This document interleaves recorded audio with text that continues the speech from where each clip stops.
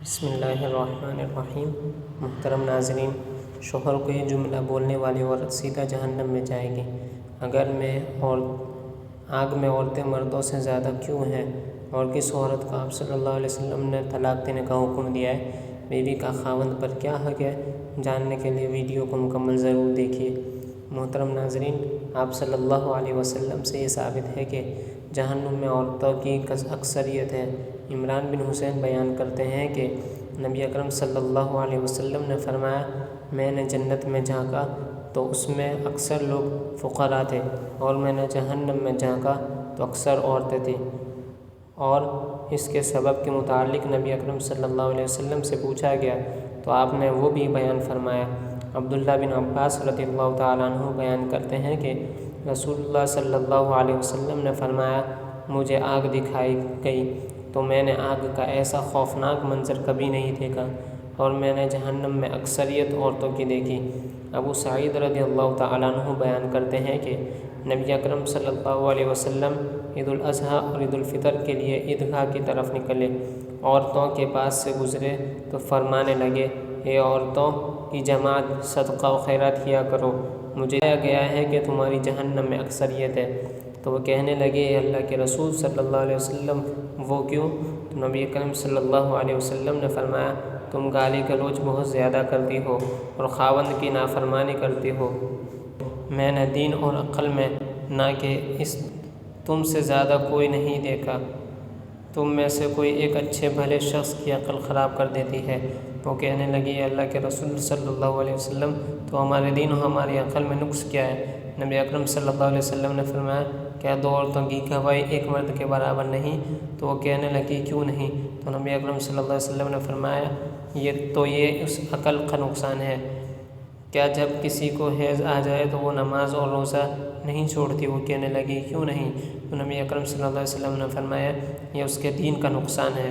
سیدنا انس بن مالک رضی اللہ تعالیٰ عنہ سے روایت ہے کہ نبی کریم صلی اللہ علیہ وسلم نے فرمایا، کسی بشر کے لیے اجازت نہیں کہ وہ دوسرے بشر کو سجدہ کرے۔ اگر ایک انسان کا دوسرے انسان کو سجدہ کرنا مناسب ہوتا تو میں عورت کو حکم دیتا کہ وہ اپنے خاوند کو سجدہ کرے، کیونکہ اس پر اس کے خاوند کا بہت بڑا حق ہے۔ اس ذات کی قسم جس کے ہاتھ میں میری جان ہے، اگر خاوند کو پاؤں سے لے کر سر کی مانگ تک پھوڑے نکل آئے اور اس سے لہو اور پیپ بہنا شروع ہو جائے، اور اس کی بیوی اگر اس کو چاٹنا شروع کر دے تو پھر بھی وہ اپنے خاوند کا حق ادا نہیں کر سکے گی۔ سورج اور چاند کی گنن کی حقیقت یہ اللہ تعالیٰ کی قدرت کی نشانیاں ہے، یہ ظاہر کرنے کے لیے کہ وہ قادر مطلق ہے۔ اللہ تعالیٰ سورج سے روشنی دیتا ہے اور چاند سے چاندنی دیتا ہے، وہی اللہ تعالیٰ ان کو مانند کرنے پر بھی قادر ہے۔ رسول اللہ صلی اللہ علیہ وسلم کے زمانے میں آپ صلی اللہ علیہ وسلم کے صاحبزادے حضرت ابراہیم رضی اللہ تعالیٰ عنہ کا انتقال ہو گیا۔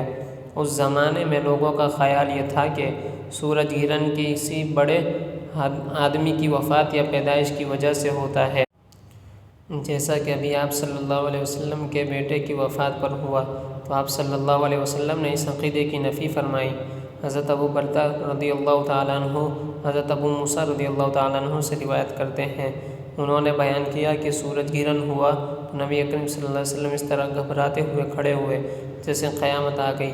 آپ صلی اللہ علیہ وسلم مسجد میں آئے اور طویل ترین قیام اور رکوع اور سجود کے ساتھ نماز پڑھی کہ اس سے پہلے آپ صلی اللہ علیہ وسلم کو ایسا کرتے ہوئے نہیں دیکھا تھا۔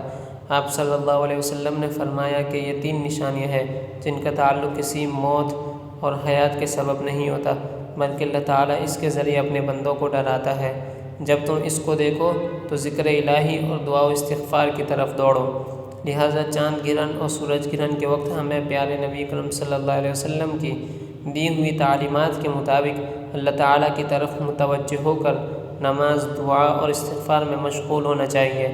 پھر آپ صلی اللہ علیہ وسلم نے فرمایا، بلا شبہ سورج اور چاند اللہ تعالیٰ کی 2 نشانیاں ہیں، انہیں کسی کی موت و حیات کی وجہ سے گرہن نہیں لگتا، لہٰذا جب تم یہ صورتحال دیکھو تو اللہ تعالیٰ کو یاد کیا کرو۔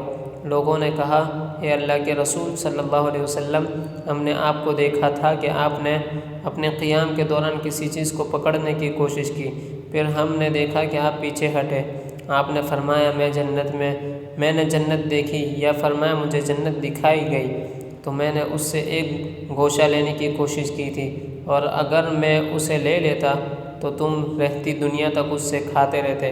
نیز میں نے آگ دیکھی، میں نے اس جیسا خوفناک منظر کبھی نہیں دیکھا۔ میں نے جہنم میں زیادہ عورتوں کو دیکھا۔ لوگوں نے کہا، اے اللہ کے رسول صلی اللہ علیہ وسلم کیوں؟ آپ نے فرمایا، اپنے کفر کی وجہ سے۔ کہا گیا، وہ اللہ کے ساتھ کفر کرتی ہے؟ آپ صلی اللہ علیہ وسلم نے فرمایا، نہیں، وہ خاوند کی ناشکری کرتی ہے اور احسان فراموش ہے۔ اگر تم ان میں سے کسی کے ساتھ ساری زندگی حسن سلوک کرتی رہو، پھر وہ تجھ سے کوئی ناگوار چیز دیکھے تو کہیں گی، میں نے تجھ سے کبھی کوئی اچھا سلوک نہیں دیکھا۔ یہ ہے وہ جملہ جس جملے کو شوہر سے بولنے والی عورت جہنم میں جائے گی۔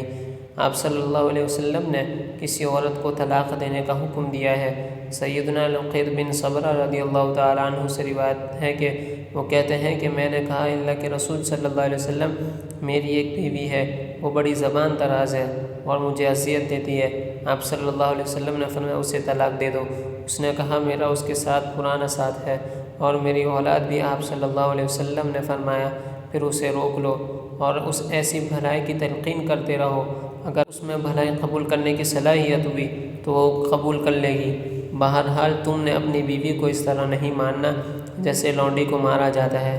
حضور صلی اللہ علیہ وسلم نے فرمایا، اللہ اس شخص کے چہرے کو تر و تازہ رکھے جس نے میرے سے کوئی حدیث سنی، پھر جیسے سنی ویسے اسے آگے پہنچا دیا۔ محترم ناظرین، امید کرتا ہوں کہ آپ سب لوگ کو یہ ویڈیو پسند آئی ہوگی۔ مزید اسی طرح ویڈیو دیکھنے کے لیے ہمارے چینل کو سبسکرائب ضرور کریں۔ ملتے ہیں نیکسٹ ویڈیو میں۔ اپنا بہت سارا خیال رکھیں۔ آمین ثم آمین۔ اللہ حافظ۔